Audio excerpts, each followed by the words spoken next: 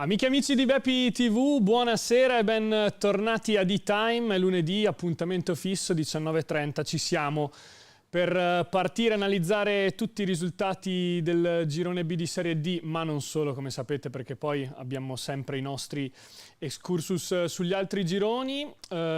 Partirei introducendo la squadra che mi accompagna, partirei introducendo Manuel Pascali, che ha un nome diverso ogni volta. E che squadra, ragazzi, e che squadra! Buonasera a tutti. Buonasera Manuel. Io e te per ora siamo un duo, ma sappiamo che Giovanni ci sorprende sempre con ingressi a gamba tesa. Ci fa desiderare, ma d'altronde la nostra punta di diamante arriva sempre. Ma secondo me lo fa perché vuole essere introdotto per ultimo, sai, un po' come la chicca di giornata, la ciliegina sulla torta.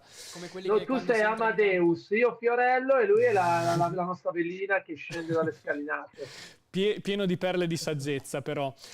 Invece era puntualissimo, anzi con grande anticipo, Marco Didu, allenatore della Pro Palazzolo, che fa capire comunque che ai ritrovi ci si arriva puntuali, mister.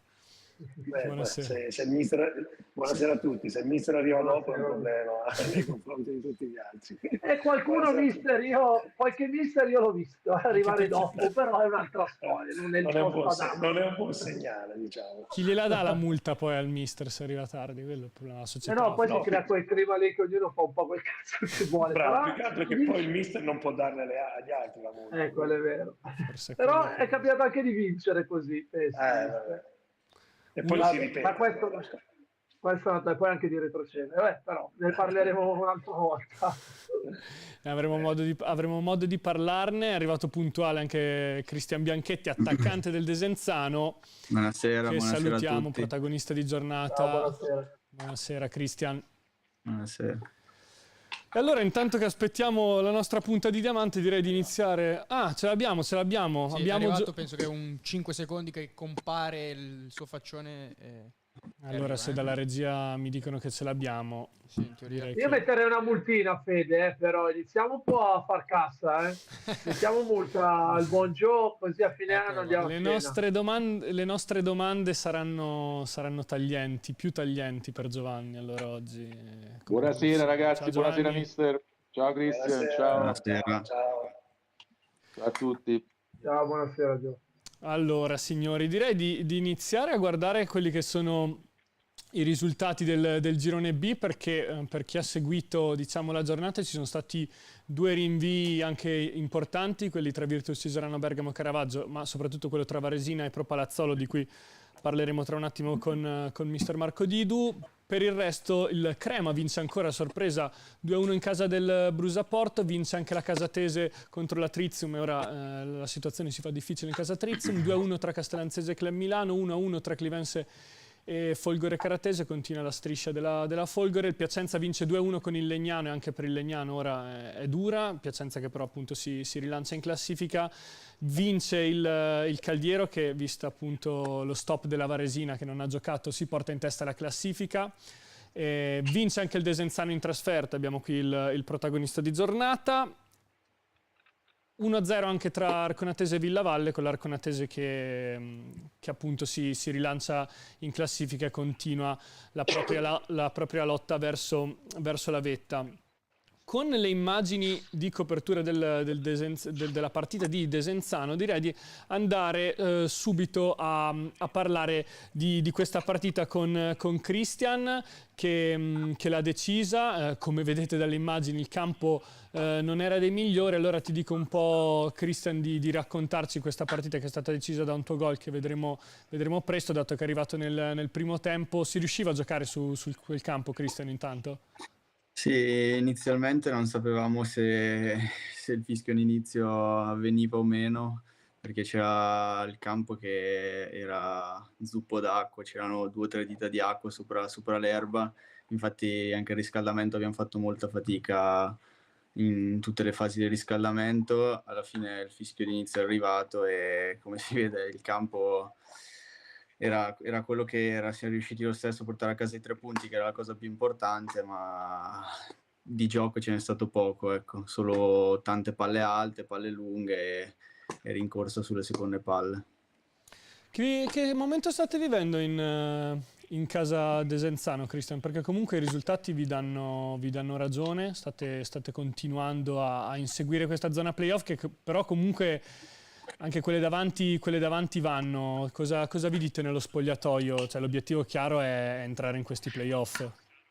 Vorremmo entrare nei playoff, ma l'obiettivo che ci siamo posti è quello di migliorare quotidianamente col lavoro della settimana e continuare su questa strada. Poi fine stagione tireremo le somme, ma l'obiettivo principale è quello di continuare con il lavoro di squadra che stiamo facendo e di migliorare giorno dopo giorno, ecco.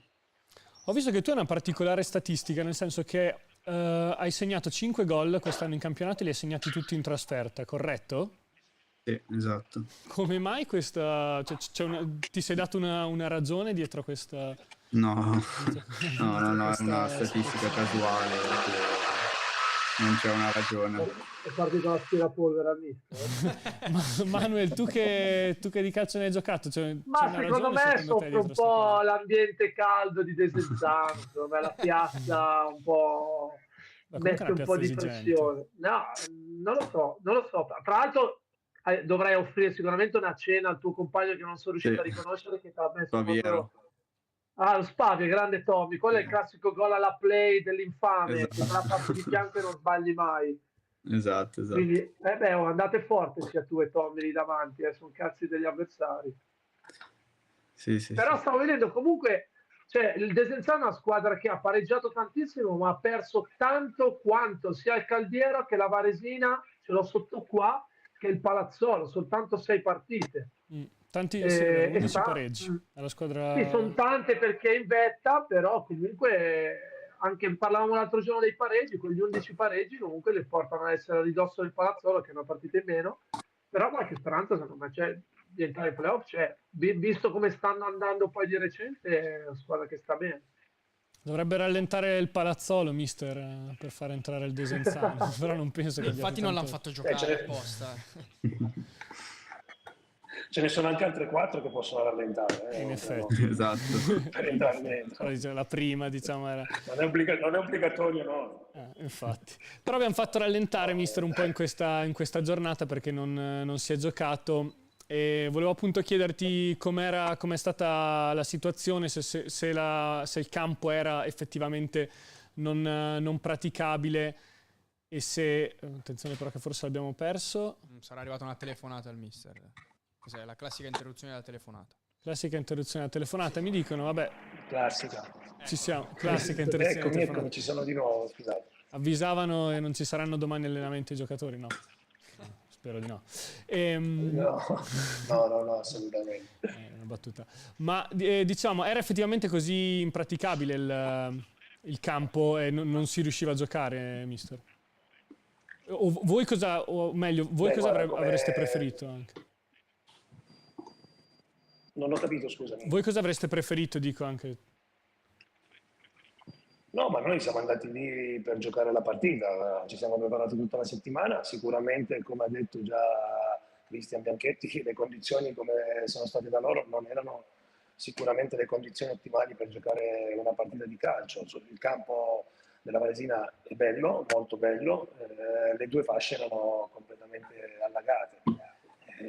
Purtroppo ha smesso di piovere un po' tardi, perché se avesse smesso di piovere prima, secondo me si poteva sicuramente iniziare la partita. L'arbitro ha fatto 2 sopralluoghi, 3 sopralluoghi fino alle 3, e le zone delle fasce laterali vicino alla panchina dall'altra parte la palla veramente galleggiava, quindi ha deciso di non iniziare, ma sicuramente potesse iniziare alle 16, secondo me la partita si sarebbe giocata. Ma e ora invece quando sperate pensate di recuperarla questa partita? Perché comunque mancano 8 giornate alla fine e si gioca praticamente tutto. Io penso sia detto all'ultima, in concomitanza con Piacenza. Chi gioca? Piacenza Varesina. No, c'è già Piacenza Varesina. Allora le fa lì, il Varesina le fa tutte e 2 lì. Fate un triangolare e decidete la stagione. No, io credo, però bisogna sempre aspettare. Sono decisioni che non spettano a noi, come quella di ieri. Credo che la Varesina giochi mercoledì contro il Gavorrano la semifinale di Coppa. Credo che il mercoledì successivo potrà essere quello buono. Però aspettiamo il comunicato. Sarà un bel tour de force, perché anche a noi toccherà fare mercoledì, domenica e giovedì di Pasqua, quindi ho fatto un conto oggi, dal 17 che è domenica, dal 17 marzo al 28 marzo sono 11 giorni, 4 partite. Se così fosse il recupero di mercoledì 20. Aspettiamo le decisioni della Lega, vediamo. Al di là di tutto però la stagione, mister, direi che si può ritenere fino a qui positiva. Non so come la leggi tu, come viene percepita anche dalla squadra. No, la stagione è sicuramente una stagione positiva fino ad oggi, perché non dimentichiamoci da dove è partito il Palazzolo, perché è partito quest'estate, in pochi mesi ha cambiato una struttura, ha cambiato organigramma societario, ha cambiato staff tecnico, ha cambiato parecchi giocatori rispetto a quello che era il Franciacorta, e quindi non è così semplice e scontato ottenere magari subito un feeling così con tutto l'ambiente. Io di questo sono veramente molto contento, perché faccio parte di una società presieduta da un presidente molto molto ambizioso, che ha le idee molto chiare su quello che vuole fare da quest'anno ai prossimi anni, e ci mette nelle condizioni migliori per poterci esprimere. Ha fatto una scelta ben precisa di spostarsi per avere una struttura all'altezza di quello che vuole fare lui. Ha fatto tante cose già in pochi mesi, ha fatto un campo 3 per potersi allenare, sta cercando di risistemare completamente lo stadio, ha in progetto un altro campo nell'antistadio, quindi facciamo parte di una società veramente molto ambiziosa che sa bene dove vuole arrivare e cosa vuole fare. Sul campo secondo me ci vuole un percorso che viaggi di pari passo e noi ci stiamo mettendo tutto l'impegno possibile per ottenere il risultato più alto possibile che possiamo ottenere. Abbiamo 9 partite, 27 punti in palio, dobbiamo cercare di farne il più possibile. Notavo, mister, che avete anche la migliore difesa del girone, ne abbiamo parlato anche nelle settimane scorse, ma sì. Una cosa che tu ricerchi, mister, cioè nel senso, nella tua squadra ideale la tua squadra ha sempre la difesa migliore del girone, oppure comunque viene di conseguenza anche in base alle risorse che hai e quindi al tipo di squadra che metti in campo? Sì, che non dipende dalla volontà, e credo che tutti abbiano la volontà quella di cercare di subire meno.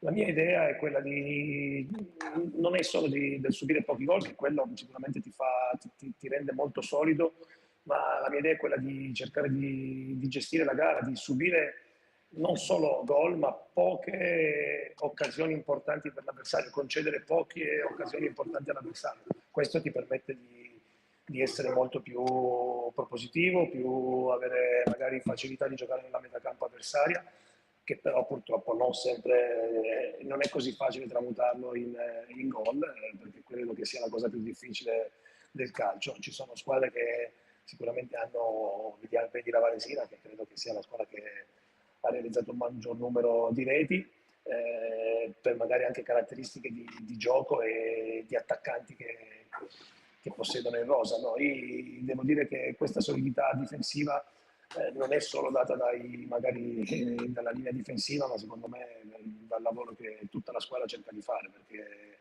non è così scontato che avere 3 difensori forti, magari Manuel può darci conferma, non è sinonimo di miglior difesa del girone. Quindi il lavoro i complimenti vanno divisi a tutta la squadra, perché se la squadra subisce poco è veramente merito di tutti quanti ci mettono qualcosa. D'accordo, Manuel? Sì, sottoscrivo, anche perché io ho avuto il piacere di giocare gli ultimi anni con gli Ati davanti che non mettevi, si divertiva ad andare a pressare tutti, quindi rendeva molto più semplice il nostro lavoro, perché comunque quando ti arrivano palle sporche sotto pressione è un conto, quando invece ti arrivano scoperte è tutto un altro paio di maniche. Più che altro pensavo, a volte si pensa miglior difesa vuol dire difendere ad oltranza, no, perché vuol dire magari anche avere l'opportunità o avere l'idea di tenere il possesso palla più a lungo possibile, o comunque tenere in mano la partita, come diceva il mister, perché così gli avversari non ti fanno gol. Non vuol dire sempre avere la difesa migliore, certo. Difendere come la Juve allegriana di un po' di tempo fa, dove tutti dietro e via, vuol dire anche avere sempre il possesso di palla. Quindi forse dall'altra parte, mister, qualche gollettino in più, magari adesso arriva il periodo in cui magari spera di trovarli, però qualche gollettino in più, perché sono 32 in 29 partite, vuol dire quasi sempre vincere 1-0. Sono pochi e non sempre ti capita di vincerlo 1-0. Sicuramente questo è una pecca un po' della stagione, però anche qui faccio lo stesso discorso che ho fatto prima, non è solo una questione della fase offensiva degli attaccanti, magari c'è mancato anche qualche gol da qualche centrocampista, da qualche difensore, perché ogni anno comunque quei gol vedo molto spesso che tante partite sono sbloccate magari da qualche calcio piazzato, da qualche situazione del genere, che poi magari ti danno modo di giocare la partita in un'altra maniera. Però quello che dico io, che credo e voglio trasmettere alla squadra, è quello che secondo me noi dobbiamo essere in grado di gestire sia la fase di possesso che la fase di non possesso. Più riesci a comandare le due fasi, più avrai possibilità di portare a casa la partita.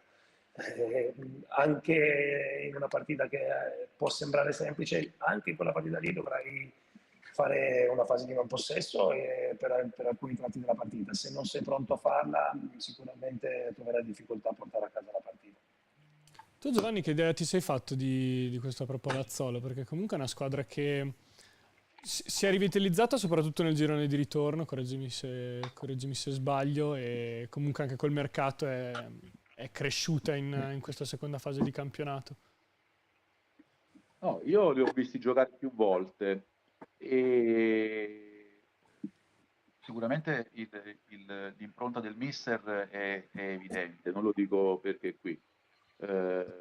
Anzi, io tra l'altro ho una domanda da fare al mister, visto che il Popolazzolo secondo me è uno degli organici più completi, parlo di prime e seconde linee che non sono seconde linee, ma cioè, tu in panchina ti ritrovi spesso ad avere giocatori che sarebbero titolari praticamente ovunque, ma come si fa a gestire? Sai, perché finché ci sono degli 11 titolari, ci sono delle seconde linee comunque leggermente al di sotto di livello. A volte io guardando la rosa del Popolazzolo mi rendo conto che in panchina, in tribuna, fanno giocatori che sarebbero titolari ovunque.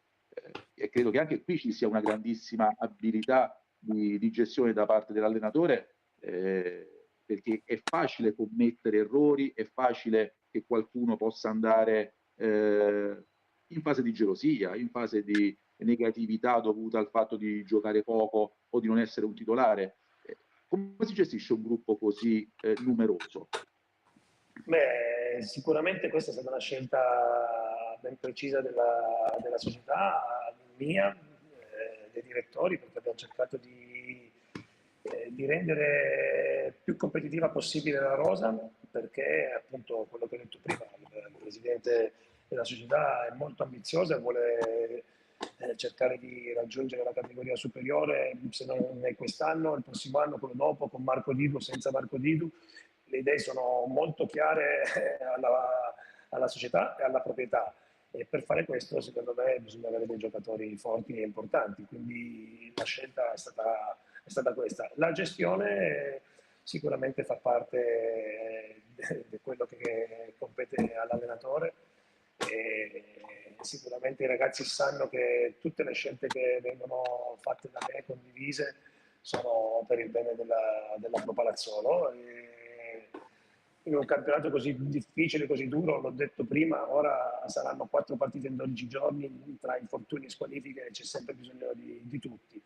Io credo che sia importante una cosa in questi casi qui, che lo dicono in tanti, ma sia molto più importante allenare i giocatori che in alcuni periodi giocano meno, che gli allenatori che hanno fiducia, che giocano di più. Si dice spesso bisogna allenare la squadra invisibile, secondo me quella è una capacità che io in primis devo sicuramente ancora crescere e migliorare, perché se si vuole ambire ad allenare delle squadre importanti bisogna fare i conti con quello che hai detto tu ora, che sicuramente tutti vogliono giocare, ma questo credo che sia giusto e sia corretto, quindi da parte mia ci deve essere la massima serenità nelle scelte, la massima credibilità. Questo è quello che io cerco di trasmettere alla squadra. Poi capisco bene che chi non gioca non voglio che mi dia una pacca sulla spalla a me o mi dica sono contento, perché così non è, ed è giusto che sia così. Da questo punto di vista ho a che fare veramente con una squadra di ragazzi molto molto professionali. Allora, io direi che fra poco possiamo andare a guardare la classifica. Cristian, intanto volevo chiederti se per la lotta, diciamo, la lotta titolo, la lotta campionato, c'è una squadra che ti impressiona più di altre. Settimana prossima giocate contro la Varesina, tu all'andata hai visto che hai segnato, quanto vi manca poi anche per arrivare al livello delle prime squadre? Perché alla fine la classifica dice che non siete lontani. Sì, la Varesina è una buona squadra, non è lì per nulla e sta facendo un buon percorso. L'andata abbiamo perso 3-2, ma già da domani cominceremo a preparare la partita per affrontare al meglio domenica. La squadra che secondo me può fare bene per arrivare a vincere il titolo è il Piacenza, ma anche lo stesso Caldiero. Sono due squadre molto forti e che secondo me arrivano in fondo e arrivano bene, ecco. Le vedi più attrezzate quindi tu della Varesina? Cosa non ho Le vedi capito, più scusa? attrezzate, dico, della Varesina? Secondo me sì, forse. alla fine, alla lunga sì. Queste Vediamo- 8 partite secondo me dimostrano il valore in più che c'hanno. Vediamo la classifica intanto, cosa dice, perché con le vittorie di Caldiero, Arconatese e Piacenza di conseguenza perdono Legnano e Real Calepina, ne approfitta invece il Crema che in zona salvezza si tira su, tornando alla testa. Caldiero 58, la Varesina appunto e anche la Pro Palazzolo devono recuperare una partita. Si è allungata un po' anche visto questi rinvii il divario in cima alla classifica, però si dice che comunque ci sono sempre quelle 5 squadre lì e Mister Didu, io chiedo a lei, ma vi sentite in corsa anche per il primo posto? Noi dobbiamo sentirci in corsa per forza, perché non bisogna accontentarsi. Abbiamo ad oggi 7 punti con una partita in meno. Noi abbiamo 27 punti a disposizione e dobbiamo cercare di farne il più possibile. Poi se quelle davanti faranno più punti, stringeremo la mano. Però credo che per composizione di rosa, per quello che, ripeto, la società e il presidente fanno, dobbiamo per forza crederci, perché altrimenti in questo sport non lo si può fare se non si ha l'ambizione di giocare soprattutto in un finale di stagione così bella e vincente, di provarci. Poi dove arriveremo non irà il campo, questo, però noi dobbiamo per forza di cose giocarci le partite per provare ad agganciare quelle davanti. Questo secondo me è un dovere che noi abbiamo e dobbiamo provarci fino alla fine. Anche perché Fede, sai che la Pro Palazzolo, aggiungo questa cosa, oltre alla partita che deve recuperare con la Varesina, nel calendario fino alla fine del campionato non avrà nessuno scontro diretto. Adesso non sto dicendo che deve vincere tutte le partite, però... Bravissimo, che non vuol dire, però... No, esatto, non sì. vuol dire questo, però comunque magari rispetto alle altre Sì. in quella posizione potrebbero avere un calendario leggermente più semplice. Benissimo, ma calendario semplice poi lo lasciamo agli altri perché è relativo.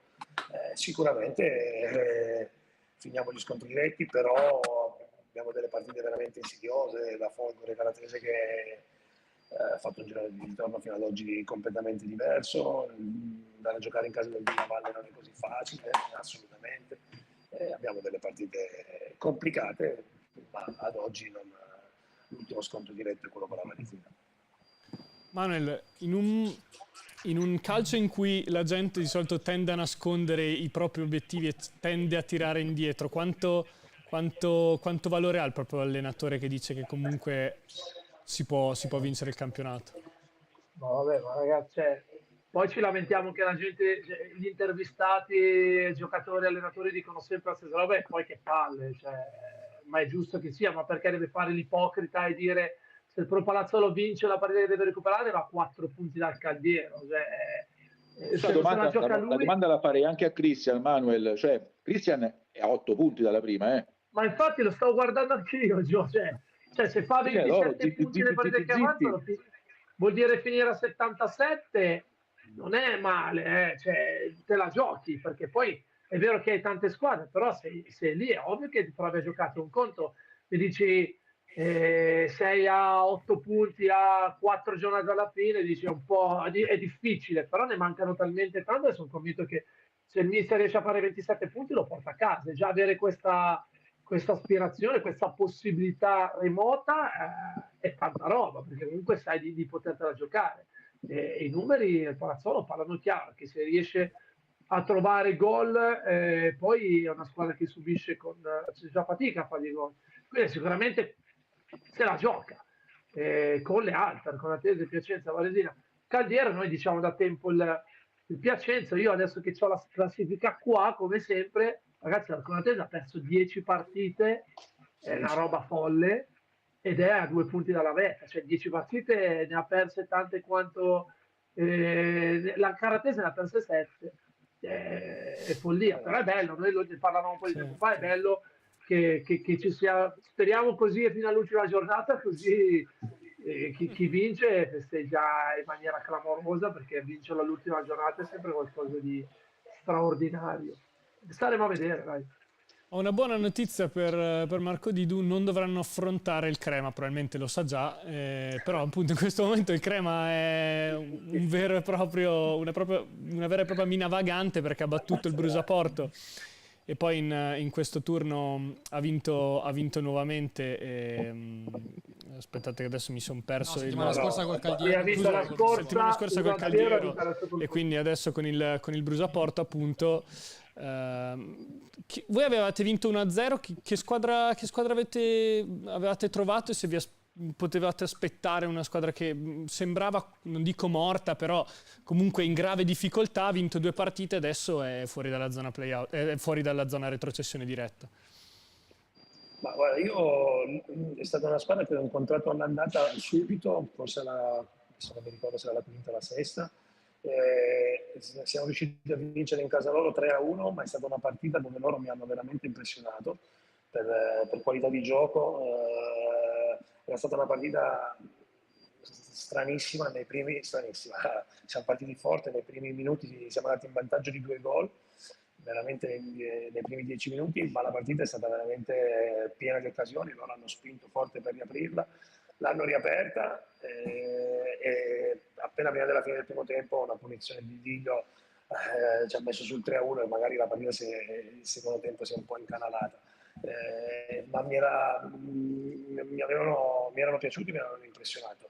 Poi da lì in avanti si sono un po' smarriti e secondo me hanno fatto un brutto finale di girone d'andata, e dico la verità, non pensavo che potessero ritrovarsi in quelle zone lì. Al girone di ritorno abbiamo giocato subito in casa nostra, in un periodo il nostro campo era veramente difficile, l'abbiamo sbloccata subito, è stata una partita, come ha detto Manuel, una volta che siamo andati in vantaggio, una partita non bella, brutta, sporca, abbiamo rischiato veramente nulla, meno male, abbiamo creato anche poco e l'abbiamo portata a casa. Ora incontrare il Crema ora è veramente, ma come sarà anche per altri, perché nelle ultime giornate secondo me i valori nella singola partita si abbattono clamorosamente, perché abbiamo visto anche ieri magari il Legnano, che secondo me ha disputato un'ottima gara e fino alla fine era in vantaggio a Piacenza, ha subito gol, ha giocato e ha preso gol a pochi minuti dalla fine, quindi sarà veramente, veramente difficile qualsiasi partita da qui alla fine. Allora direi di andare a vederlo il calendario della prossima giornata, perché appunto come diceva il mister, saranno impegnati contro la Castellanzese, e il Desenzano invece di Cristian è impegnato in una partita chiave con la Varesina. Non potete farvi spoiler perché non hanno giocato pro Palazzolo e Varesina, però voi di recente avete giocato, Cristian, contro la Castellanzese. Che squadra era? Voi avete vinto 3-0, se non vado errato. Sì, esatto. La Castellanzese a parere mio è una buona squadra con un grosso potenziale, c'è giocatori molto forti in attacco, e è stata una partita dove siamo riusciti a chiuderla al 93esimo, 95esimo se non mi ricordo male. Poi è stata una partita difficile, abbiamo lottato e abbiamo preparato la partita sul vincere le seconde palle, vincere i duelli individuali, e avendo vinti quelli poi si è riusciti anche a portare a casa la partita. Però non è una squadra da sottovalutare, e secondo me è una buona squadra la Castellanzese. Anche qualche lettura tattica da parte di Cristian, quindi mister, se vuole segnare qualcosa. No, andiamo a vedere ho apprezzato comunque. Andiamo a vedere appunto il calendario, che ci siamo concentrati in realtà poco. Ma guarda che Gio lo diceva, se il Desenzano fa il colpaccio con la Varesina, poi non sai mai, perché gli vai a 4 punti, poi non sai mai quello che il Piacenza va a Crema, ma zitti, ma chissà, che tra tutti quei litiganti lì è dura, però. È dura, però appunto Desenzano Varesina è una partita già chiave, il Caldiero contro la Clivense, Arconatese Real Calepina, quindi un paio di partite testa coda o quasi, Caravaggio Villavalle, Club Milano Brusaporto, Crema Piacenza, vediamo se il Crema riuscirà a mietere la terza vittima illustre. Folgore Caratese Casatese, scontro di metà classifica, Legnano Ponte San Pietro, e qua i punti sono veramente importanti per il Legnano, deve assolutamente vincere se vuole salvarsi. Anche la Trizium dovrà muovere questa classifica contro la Virtus Iserano Bergamo, e poi appunto pro Palazzolo Castellanzese che citavamo. Velocemente, Giovanni, da questa lotta a salvezza, cosa ti aspetti? Cioè, ti aspettavi questo Crema e poi in generale, sbaglio, siamo più o meno alle ultime spiagge per alcune squadre? Sì, allora, io in realtà mi aspettavo un po' che il percorso del Crema potesse farlo anche il Ponte San Pietro, perché ritengo che tutte le squadre del fondo della classifica, della bassa classifica, siano tutte squadre comunque attrezzate, organizzate e che hanno idee, quindi non sono squadre morte. Il Crema non mi sorprende un po' di più chi non sta reagendo, e mi riferisco ad esempio al Ponte San Pietro o ad un Legnano che continua ad essere altalenante al di là della partita col Piacenza, che sulla carta è una partita ingiocabile, ma che dimostra anche questa partita come nessuno è morto in questo momento, tutte le partite sono giocabili e tutte puntano a fare punti contro tutti, e questo è un aspetto molto interessante anche per chi si trova ai vertici, perché una squadra come il Desenzano in un campionato così equilibrato si potrebbe ritrovare con un paio di vittorie a recuperare punti su tutte, perché il Piacenza domenica non avrà vita facile, e così tutte le squadre che incontreranno le squadre di media-bassa classifica. Il livello è altissimo quest'anno. Il livello è veramente alto, e infatti per questo... Il bello, sai qual è, Fede? È sì? Che tutte le squadre possono credere nell'obiettivo fino alla fine. Nessuno è morto ancora. Sì, forse 2 o 3, cioè forse sì, il Villavalle, forse il Ponte non riesce a fare punti, però comincia a dare 3 punti domenica al Ponte contro il Legnano, ad esempio, no? Sì, ma poi tante sono impronosticabili, perché magari in questo momento della stagione dove ci sono 2 o 3 squadre, tra cui Villavalle, Brusavarlo, magari lanciano qualche giovane, però sai, giocano il partito della morte, no? E non sai cosa possono tirare fuori, perché sono tantissime squadre che lottano fino, credo, anche al Club Milano 38, la Folgore 41 ormai sembra è salva, dovrebbe essere, però fino al Club Milano 38 sono ancora tutte lì, quindi c'è tanto ancora da giocarsi, e sono partite tutte interessanti. Forse sono 2 o 3 squadre che hanno poco da chiedere nel finale, però te la giochi uguale, cioè perdere non fa mai piacere a nessuno. Allora direi di chiudere questo excursus sul girone B con un giochino, ovvero che ci ha proposto la nostra regia. Allora, prendiamo in esame le prime 5, ma forse possiamo dire anche prime 6 della classifica, così coinvolgiamo anche il Desenzano, e mi propongono di fare chiaramente una sola di queste vincerà, e quindi al di là di dire chi vincerà il campionato, penso, regia, bisogna anche dire chi vincerà il campionato. Supponiamo che lo vince una a giro, no? Capito? E tutte le altre non lo vincono. Lo scopo è dire quanto sarebbe una delusione qualora queste squadre non vincessero il campionato da 1 a 10. Esatto. Io non ho capito niente, sono l'unico? No, in effetti è facilissimo. Ci sono le prime 5 squadre. È più facile. Prime 5 squadre della classifica. Prime 5 squadre della classifica. Quindi facciamo finta Varesina, ok? Facciamo finta che la Varesina non dovesse vincere il campionato. Da 1 a 10, quanto è delusa del fatto che non ha vinto il campionato per tutte le prime 5? Okay. Ok. Vai. Io dico la squadra, e vabbè, si possono esimere dal valutare la propria squadra, diciamo, i presenti. Ma se lo vogliono dire possono pure dirlo. Sì, ovvio, se lo vogliono dire lo possono dire. Allora, partiamo dal Caldiero, che comunque è stato in testa alla classifica in più momenti del campionato, non era partita forse per vincerlo, però ci si è trovata, ha avuto per larghi tratti anche la miglior difesa prima che venisse appunto scalzata dal Pro Palazzolo. Adesso si trova in testa alla classifica, è vero, con una partita in più della Varesina, però insomma un po' l'acquolina se l'è fatta venire probabilmente. Da 1 a 10, se non vince il campionato, quanto è deluso il Caldiero, Giovanni?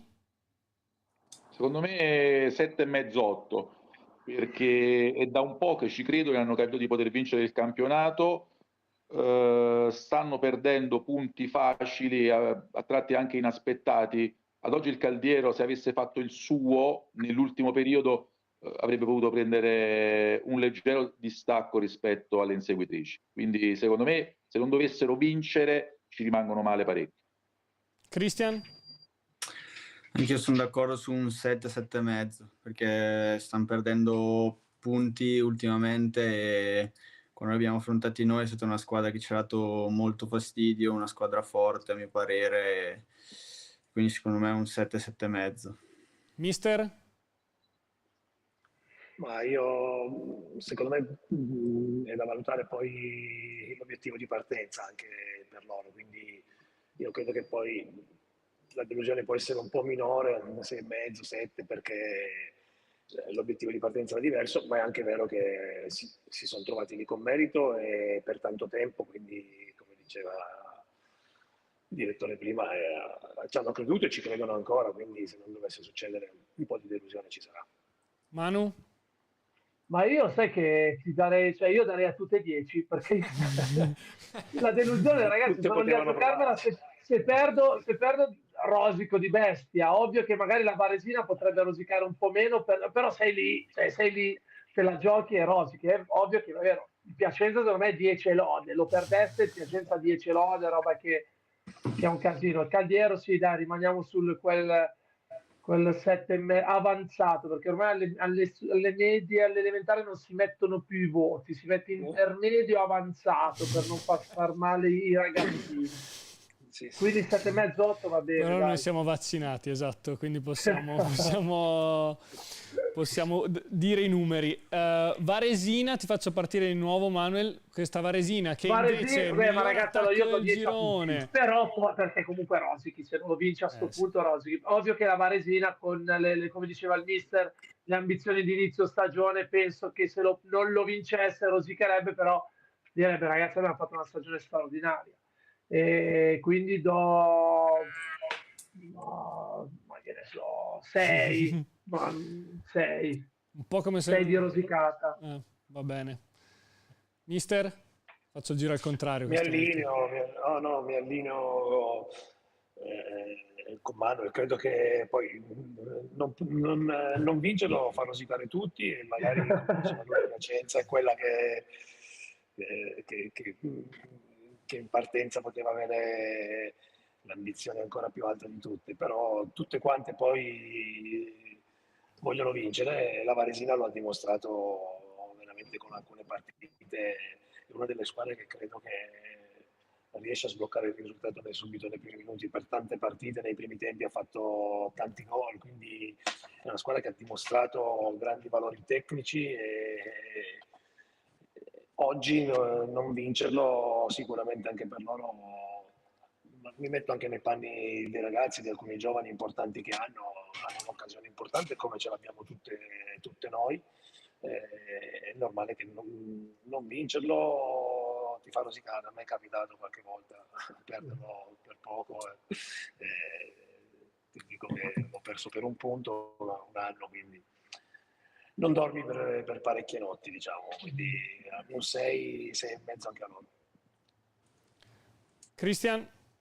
Dopo Sì, anch'io sono d'accordo magari un pelo più veloce 7,5. per scaletta, mi dicono. Vai. Sì, è un 6,5 perché sono a un punto dalla prima con una partita in meno, quindi possono cercare di fare le cose in grande, ecco.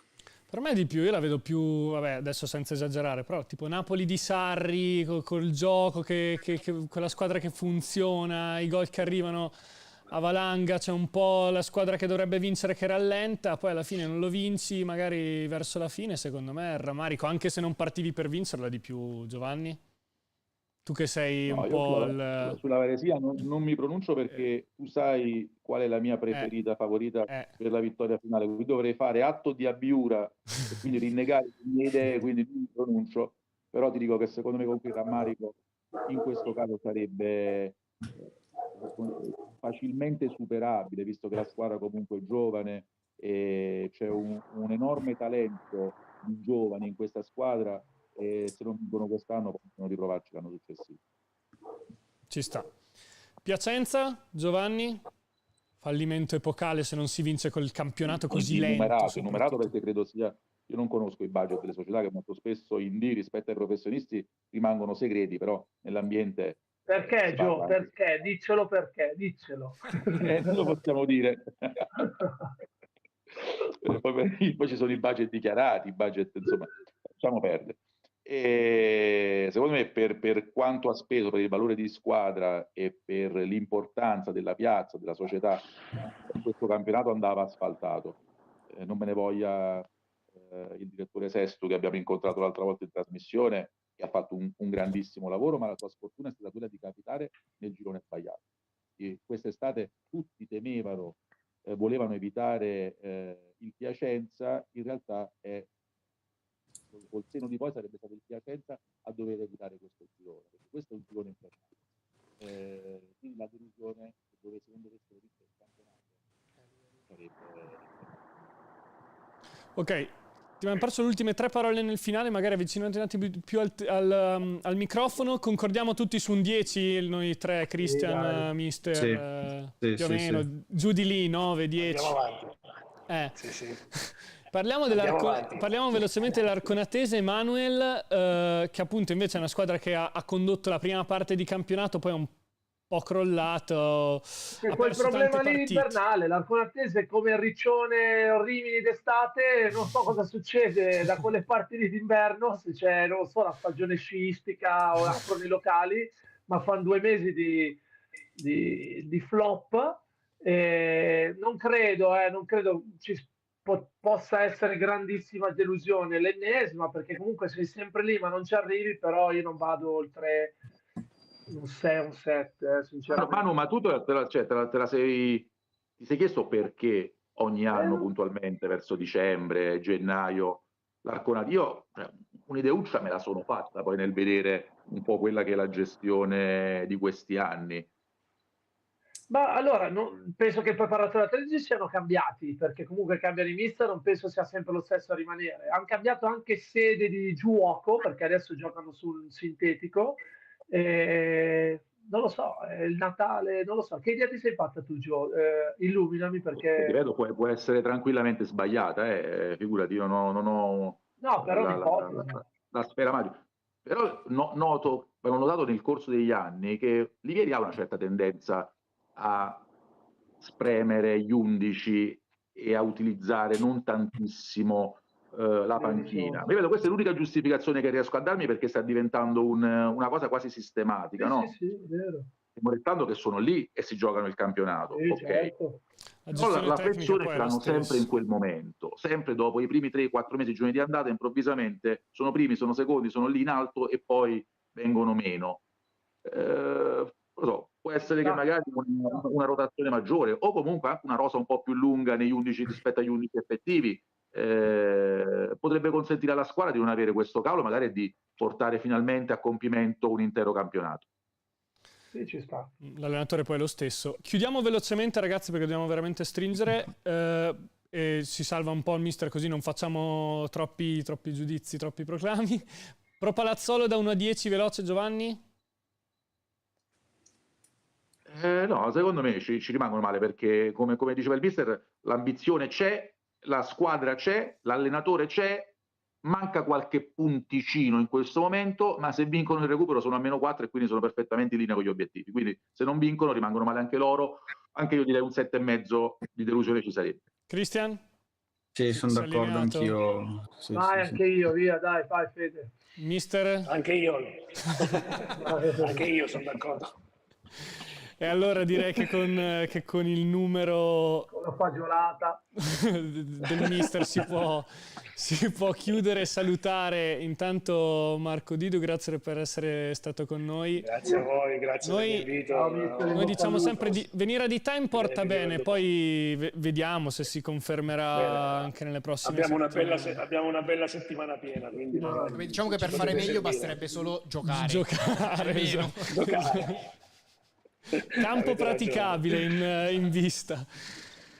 Grazie mister. Ci prepareremo. Mister, la tua è una squadra che se gioca ogni 3 giorni, cioè se si gioca ogni 3 giorni ti fanno un piacere. E li tieni tutti contenti, li alterni ogni 3 giorni tutti. e vai a nord. Perfetto. Speriamo di sfruttarli al massimo in queste 4 partite, con 3 partite più recupero, perché saranno le 4 partite decisive dell'anno, secondo me, per noi.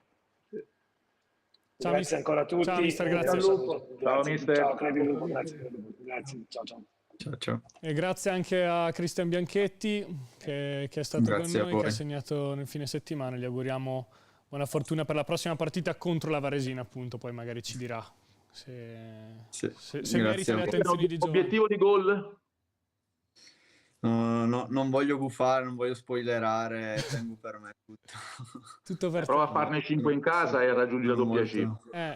Diciamo l'obiettivo prossimo obiettivo, un gol in casa, diciamo. Esatto. Magari settimana prossima.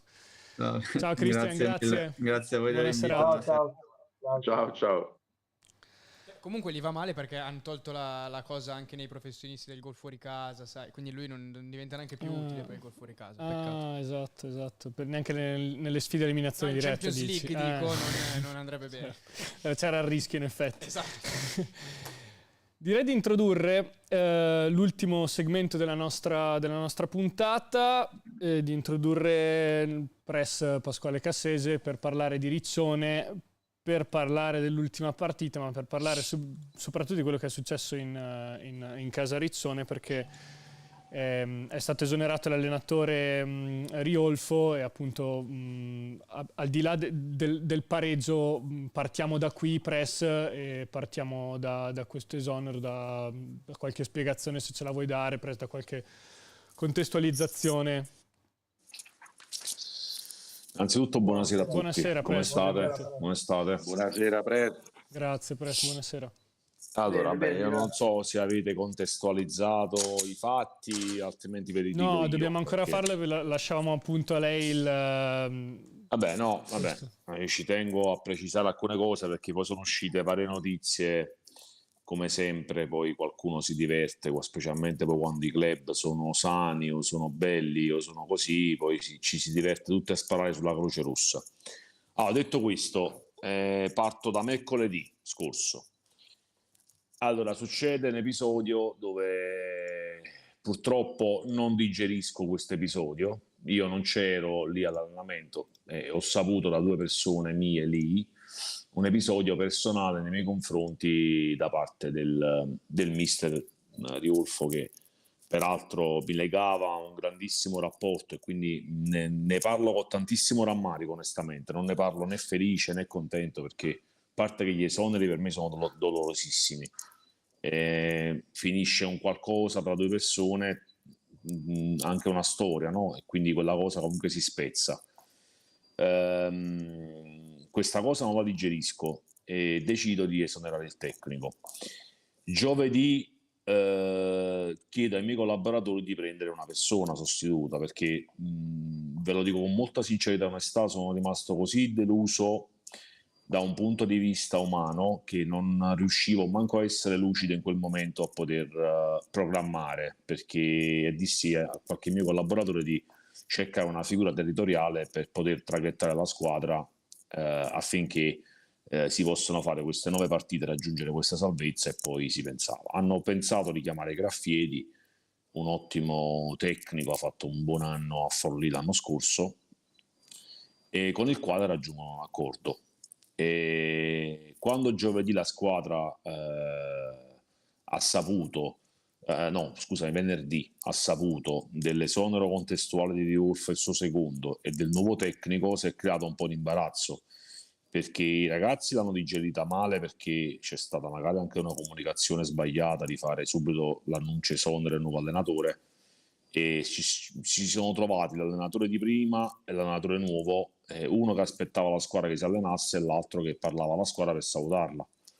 La squadra è rimasta male dell'episodio, e al che si sono voluti confrontare con me, cosa che poi onestamente gli dà anche atto di essere un grande gruppo, perché poi certe cose, poi certe disamine poi devono essere fatte. Al che io sento delle situazioni che non mi piacciono anche lì, perché sentivo una confusione generale, Graffiedi stava giù a aspettare, i ragazzi volevano sapere a me cosa fare, non c'è stata una comunicazione diciamo giusta, consona, anche perché per telefono, non guardando le persone negli occhi, non credo che tu puoi dare una disamina giusta alle persone, al che decido di fare un day off, proclamo day off, dico ragazzi basta, nessuno si allena oggi, mi sono rotto, mo mi metto in macchina, vi raggiungo stanotte, domani mattina ci vediamo. Chiamo Graffieri, dico guarda mister, non mi dite niente, scusami tanto, non ci conosciamo manco, faccio io il mister oggi, per me oggi non si allena nessuno, se ne parla domani. Arrivo lì e parlo con alcuni dei miei ragazzi, dove è stata una bellissima chiacchierata molto proficua, dove ho spiegato da uomo a uomo, perché sono tutti ragazzi a parte esemplari e poi sono ragazzi onestamente di grande carisma, e ho parlato con loro, ho spiegato le motivazioni che mi hanno portato a questo, loro l'hanno capita, e al che poi siamo andati lì allo stadio e ho deciso di non decidere di fretta il nuovo allenatore, dopo che poi ho visto che Graffieti aveva paura di allenare questa squadra, non so per quale motivo, forse dovuto al fatto che magari la squadra volesse ancora il tecnico di prima, no? E al che decido di non decidere più nessun tecnico, perché ho detto onestamente in questo momento è sabato, la squadra si deve ancora allenare, io sono allenato, domenica c'è una trasferta importante. Ho deciso, insieme a un mio collaboratore di fiducia, di proclamare Ferioli, che è il mio preparatore dei portieri, come allenatore. E perché, a parte che è amato dai ragazzi, poi in quel momento era lui il leader giusto della squadra, e partiamo domenica per questa trasferta, dove facciamo molto gruppo fra di noi, e ti posso garantire che è stata una partita a parte bellissima, dove abbiamo rischiato di vincerla, dove i ragazzi hanno dimostrato grandissimo coraggio, grande spirito di sacrificio, e inoltre mi hanno dato una dimostrazione di essere veramente dei professionisti e dei ragazzi con immenso coraggio e dedizione alla maglia e alla società, perché una partita del genere, dopo una settimana del genere, io sfido chiunque senza allenatore a fare un punto dove la vincevi anche 1-0, 2-1. Quindi contro una squadra, il Notarisco, peraltro ben assortita di elementi di grandissimo valore, dei giovani ho visto veramente molto forti, e la squadra dà dimostrazione di grande carattere, grande consapevolezza, veramente è stata una partita, la partita della famiglia, veramente molto bella. Quindi questa è stata un po' la settimana di Riccione, molto turbolenta, però ripeto, tutto è bene quel che finisce bene, ora dobbiamo guardare avanti, quindi domani ufficializzeremo il nuovo allenatore e si va avanti. Che sarà diverso da Gaffredi, che era stato... No, assolutamente, non sarà Gaffredi, assolutamente, ci mancherebbe. Ok, volevo chiederti, visto che ti sento... Prego. Hai dovuto prendere tante decisioni in questa settimana? Tantissime, credimi, a un certo punto stavo così incazzato venerdì che non stavo capendo un cazzo, e dissi basta, day off, basta, perché qualunque decisione prendeva sbagliavi tutto, quindi dissi basta. Anche perché in queste situazioni qui non è mai facile rimanere lucidi. Ti chiedo se no, ma non è facile, perché, anche se non siamo... Ma io ho capito anche i ragazzi, io li capisco, perché arrivi al campo, ricevono l'esonero di Riolfo, quando poi dicono ma scusami, ma il venerdì mica ne sono tecnico, perché il venerdì non si fa ne sono tecnico, no? Certo. Cioè li capisco, cioè c'è da capire anche loro. Se lo facevi, se era tecnico arrivava lunedì mattina. O magari se ci fossi stato io giovedì si sarebbe digerito in modo diverso, perché giovedì preparavi la squadra all'ascito del vecchio allenatore con il nuovo allenatore, venerdì lo portavi tu nello spogliatoio, spiegavi le disamine, era diverso. Quindi da questo punto di vista volevo chiederti appunto se faresti qualche scelta diversa adesso a freddo. No, assolutamente, perché penso che siamo una delle poche squadre in Italia che in un momento del genere penso che tutti quanti ci aspettavano sulla riva del fiume una squadra che sprofondava a Notarisco. Quindi invece credo che la squadra, anzi io ho detto ai ragazzi, avete dimostrato di avere gli attributi e di essere una grande squadra, un grande gruppo, perché se non ci fosse stato quel gruppo, si fidati, ieri non facevi punti. Adesso ci arriviamo alla partita prima volevo chiedere a Giovanni, che è sempre molto bravo con la diplomazia, che idea si è fatto di questa situazione, se appunto voleva lasciarci un commento. Questa è una scelta molto delicata anche per la fase del campionato in cui viene presa. Quindi è una decisione, una scelta anche abbastanza anomala. Chiaramente io non conosco le dinamiche interne, l'accaduto sarà stato grave da giustificare un esonero. Se ragioniamo però da sportivi, insomma, che ora stanno puntando ad un obiettivo importante, che è quello della salvezza, sarebbe potuta essere una scelta controproducente, ma Pasquale, se l'hai fatta sicuramente perché hai una fiducia estrema nel gruppo. Esatto. Questa è l'unica risposta che riesco a darmi, perché esatto. Permettimi e leggimi tra le righe, cioè sarebbe una scelta molto imprudente quella di cambiare un allenatore oggi in corso. Avrei avuto due motivazioni, ma secondo me se non avessi un gruppo del quale ti fidi ciecamente, probabilmente ci avresti pensato anche un po' di più. Assolutamente. Giovanni, io sabato entrai in spogliatoio e dissi: raga, io mi fido ciecamente di voi. Quando sono andato in panchina domenica insieme a Ferioli, sono andato pure io per far compagnia ai ragazzi, io ero quello più calmo, e il mister di quel momento, domenica, Ferioli, mi disse: Press, mi hai meravigliato per la calma, perché raga, io sono il comandante di questo gruppo, il proprietario di questo gruppo, come lo vuoi chiamare, ma se non avessimo stato io calmo e fiducia nei miei atleti, ma la fiducia da chi la devono avere questi ragazzi dopo tutto quello che hanno ricevuto? Io ero sicuro delle mie scelte, perché sapevo, non le ho fatta di pancia, perché da fuori si pensa a un presidente vulcanico, cambia 10 allenatori. Io onestamente, io sono contro gli esoneri, sono contro i cambi allenatori. L'anno scorso, primo anno di calcio, poteva capitare che cambiavo 3 perché non sapevo le dinamiche. Quest'anno, secondo anno di calcio, e questo è il terzo allenatore che verrà. È una cosa brutta. Lo dico in primis io, personalmente, che non l'avrei mai fatto, anche perché con Riolfo parlavo spesso del futuro. Con Riolfo parlavo spesso di cose private, di persone, di cose nostre private, di vita vissuta, e questa per me è stata una veramente ci sono stato male per la scelta, ti giuro, non è stato facile. Immagino.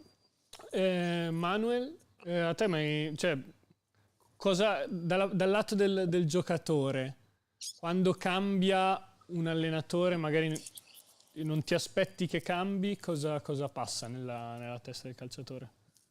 Ma ti dirò, allora l'esonero, come ha detto il Press, anche il giocatore lo vive come un fallimento. Io pochi che ho vissuto, li ho vissuti veramente, nonostante magari con qualcuno non andassi d'accordissimo, ma l'ho sempre vissuto come un grande fallimento, perché è un fallimento di tutti, perché poi ti cerchi ti senti colpevole, cerchi di fare un po' di autocritica, di capire se potevi fare di più, se hai fatto abbastanza, eccetera, eccetera. Certo, magari un fulmine a ciel sereno, non sappiamo le dinamiche ed è giusto che rimangano lì, perché queste cose devono rimanere lì. Ma anche per rispetto di due persone che si sono volute bene e si stimavano. Sì, ce l'aveva detto. Quindi non è giusto sparare sulla Croce Rossa. Dico solo che è successa una cosa grave da parte di una situazione che non ho digerito, che lui mi ha spiegato che sono state estrapolate parole in modo diverso, finita lì. Però purtroppo mi sono fatto l'esame della coscienza mio anche per proteggere lui, perché inconsciamente, Manuel, se domenica stava lui e fosse capitata una sconfitta per 3-0, ok? Che il calcio è contemplata anche la sconfitta, no? O inconsciamente pensavi a giovedì o non ci pensavi, Manuel? Certo. Allora, per proteggere anche lui è stata la cosa migliore, secondo me. Non so se mi sono spiegato, Manuel, che ti volevo dire. Sì, ho capito, avresti detto, ma forse era meglio prendere la situazione come ho fatto. Esatto. Però il discorso invece spogliatoio, secondo me, arriva un momento in cui hai responsabilizzato la squadra, come ha detto Gio, secondo me l'analisi perfetta, lo ha capito, ma ci sono momenti in cui ti accorgi che magari le cose stanno andando, ragazzi, e fai forza. Cioè, quando succedono certe cose ed è un gruppo vero che lo ha dimostrato nel corso della stagione, un sacco di volte sotto, ribaltoni, eccetera, si fortifica, perché comunque è un'altra difficoltà, perché andare a giocare una partita senza un allenatore è una difficoltà, ma se è un gruppo di persone vere si cementa ancora di più, fa ancora più gruppo, fa ancora più famiglia, e tiri fuori prestazioni, energie che magari non pensavi neanche di essere in grado di avere, ed è una cosa importante quando lo fai, quando hai uomini veri che non cercano alibi, ma anzi cercano soluzioni, perché alla fine è la tua vita, cioè chi gioca lì sa benissimo che quel punto fatto a Notaresco magari a fine campionato sarà quello che deciderà una salvezza o meno. Sì, ma anche loro come bagaglio di esperienza si porteranno un bagaglio di una cosa che hanno vissuto, che magari non avevano mai vissuto prima. E questa cosa li fortificherà anche a loro, come fortificherà anche me, perché è facile fare gli atleti, i giocatori, gli imprenditori, qualunque lavoro sia, nei momenti facili che tutto è perfetto. E invece è più bello e da cazzuti superare le difficoltà, perché ti fanno crescere, ti temprano, e loro hanno dimostrato questo, e questo non gli fa altro che onore. Anche il fatto di avermi chiamato per capire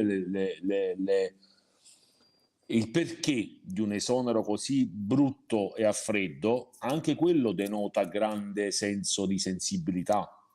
Cioè sono due aspetti emozionali. Uno fa parte della personalità nei momenti difficili, l'altro fa parte invece della sensibilità del capire il momento. Quindi tanta roba. Press, il discorso nuovo allenatore quindi è già deciso e va comunicato o va ancora deciso? No, diciamo che ho deciso. Sicuramente sarà una scelta che potrebbe essere fruibile anche per il futuro, in modo che accorciamo il percorso di crescita, perché altrimenti cambiare sempre, distruggiamo ogni volta e non faremo mai nulla nella vita. Quindi l'idea di chiudere questa stagione mettendo le basi per la prossima, sì, portando a casa la con salvezza una persona e poi che magari si pensa che possa essere anche il tuo allenatore l'anno prossimo, no? Uno la speranza qual è? Certo. E prossima partita giocate con il Monterotondo in casa contro il Monterotondo. 25 punti.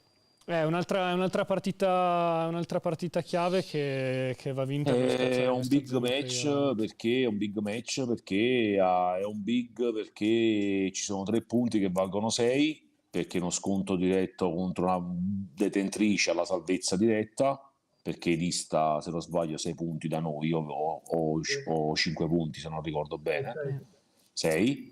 Avendo vinto lo scontro in casa loro 5-1, se vinci è più 7, no, con loro, quindi già porti giù una. È brutto dirlo, ma è così. Intanto ieri quel pareggio a Notaresco ti porta a più 4, perché col Termoli c'hai lo scontro che hai vinto 1-0 fuori casa, la becchi in casa. Col Tivoli invece no, perché hai perso 3-0 in trasferta e hai fatto 0-0 in casa, quindi ti rimane Monterotondo tra quelle più vicine a te. Battendo in Monterotondo ti è rimasto come concorrente il Tivoli. I conti sono matematici, ragazzi. Certo. È studiata bene? Sì, Giovanni, ma viviamo di questo, dai. Signori, siamo andati lunghi con la scaletta. Io vi ringrazio per essere stato con noi. Sicuramente anche questo discorso potrà essere approfondito maggiormente avendo anche i dati del nuovo allenatore, avendo una settimana in più per ragionarci, avendo una partita in più. Direi che quindi comunque le cose che non ci siamo detti oggi ce le possiamo tranquillamente dire settimana prossima. Grazie al presidente Pasquale Cassese per la chiarezza e per la contestualizzazione che ci ha dato per la verità di questo esonero, certo. di questo esonero non era facile, non è mai facile neanche metterci la faccia in queste situazioni, quindi ti ringraziamo doppiamente, Press. Grazie a voi. Grazie anche a Manuel e Giovanni per essere stati con noi, come sempre, aver fatto parte della squadra. Noi ci vediamo lunedì prossimo, sempre alle ore 19:30, parleremo ovviamente di United Riccione, parleremo come sempre di Serie D a tutto tondo. Grazie per essere stati con noi, D-Time ritorna settimana prossima, noi ci vediamo. Ciao ragazzi, buona serata, ciao Gio, ciao Fede, ciao. Ciao.